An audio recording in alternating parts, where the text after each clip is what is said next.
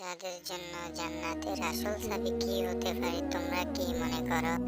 আমার মনে হয় জান্নাতের আসল চাবি হলো নামাজ ঠিকমতো পড়া।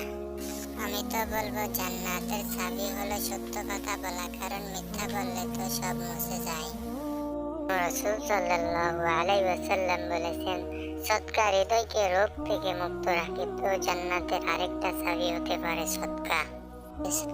আচ্ছা, তাহলে আমরা শুধু নামাজ, সত্য, সদকা মেনে চললে তো ঠিক হয়ে যাবে।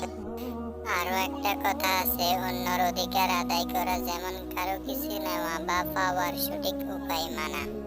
সব থেকে বড় কথা হলো ধৈর্য ও সততা, কারণ জীবনে অনেক বাধা আসবে, কিন্তু যদি ধৈর্য ধরতে পারো আর সৎ থাকো, আল্লাহ তোমাকে সাহায্য করবে ইনশাআল্লাহ। তাহলে জান্নাতের চাবি হলো নামাজ, সত্যবাদিতা, সদকা, অন্যর অধিকার মানা আর ধৈর্য সততা। সঠিক বলছো মারুফ। আর আমাদের এই 5 চাবি নিয়ে জীবন সাজাতে হবে। এইগুলো মেনে চললে আল্লাহ জান্নাতের দরজা খুলে দিবেন ইনশাআল্লাহ।